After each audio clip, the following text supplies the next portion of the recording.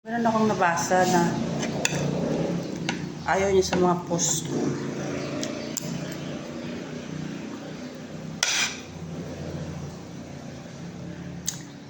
Hindi pa naman daw ako sikat.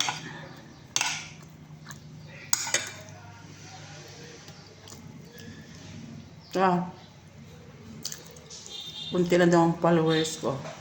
Tsaka yung views ko.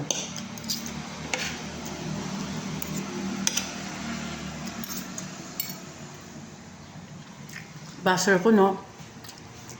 Kung tataka naman kay Mita, bakit sinasahuran niya ako? Malaking bagay na yun, isang sakong bugas, di ba? Kaya, sa akin, normal lang yung basher, parang live. Meron talagang inject. Hindi lang sa social media.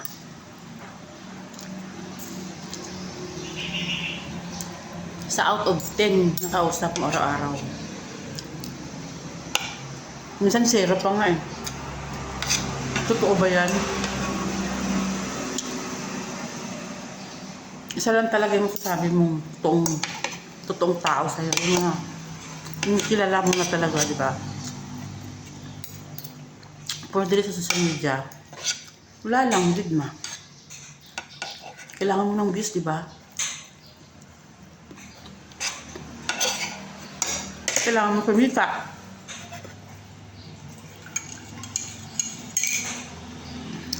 Ayaw niya sa mukha ko, nakikita mo ako sa post, di ba? Basta si Tatay Mita gusto niya yung mukha ko. Kasi iwan ko, hindi naman tayo close. Hindi naman tayo nagkakasama. Kasi galit ka. Di ba? Ayaw mo talaga ako umaman, ayaw mo talaga ako sumikat. Kasi pag dumaan yung video ko sa wall mo o sa may day ako dadaan sa sa story mo. Nakaganyan talaga siya. Nakasimangot talaga. Ano masala siya man. Kontento na ako sa buhay ko, guys, kahit ganito lang simple lang pangabuhi ko dire. Kontento na ako, oy. At saka na minsan hindi ako marunong mag-retreat sa kapwa ko, guys, bakit? Number 1, iwan ko lang, sa tao talaga siguro. Pag ayaw ko talaga sa isang tao, ayaw ko kasi, yun lang. Pero hindi ako nagtatanim masama ng loob. Yun lang number 1, hindi ako nagtatanim masama ng loob. Yun lang. Pero hindi naman tayo close. Hindi ka nga nag-like sa mga post ko. Hindi ka nga nag-comment, pero i-message mo ako sa my day na parang may angry, di ba? O nagkamali ka na sa pagpindot. Baka heart yun pero angry, di ba? Okay lang. Kasi pinasok ko itong social media.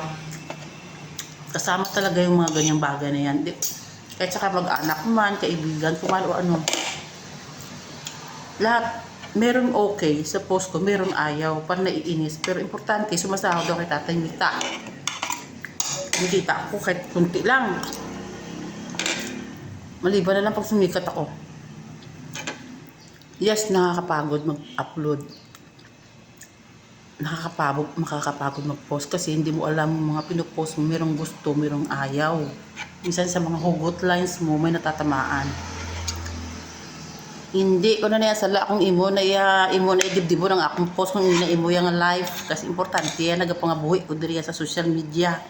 Kami niya ang natag sa kontas ni Tatay Mita. So, follow ko yung rules niya, mga guidelines niya. Hindi mo yung guidelines niya nga, hindi ko yung mag-post yun. Sige, tagaay ko di bugas, tagaay ko di sing bakal ko sa akon nga kuhan. Nagbayad siya akong internet. Mag-stop ako sa akong pag-load, sa pag-vlog ko. Tapos imo ko yung sindan sa angry sa messages ko pa, no? Nagsala ka lang siguro sa pag-ano sa akon. Kaso lang professional pa rin ako kasi hindi ko pwede i-mention yung pangalan, hindi ko pwede i-highlights, di ba? Kasi pinangalagaan ko pa rin yung pagkatao mo. Ibig sabihin, may respeto pa rin ako sa'yo. Pero minsan, nagkamali ka sa pag-sing sa akin sa angry na ina. It's okay. Ang emoji mo lang o siya. Nakasurvive gani ko dito sa 7.8 nga lindo ng mga trials. Dili may napay mo post, mapiktuhan ako. Sa ako lang niya, mabatian mo ng akong na post. Okay lang sa akong imo sindan angry bird, di ba? Angry emoji ba yung tawag sa hindi ko alam basta nag-angry siya yung parang doon sa ano, nagkamali siya siguro sa pag send sa messages ko pa. Sabagay, views din yun, di ba? By the way, thank you sa papanood. Ito lang ang aking long video for today. Wala na akong magagawa, guys. Kaya content ito, di ba?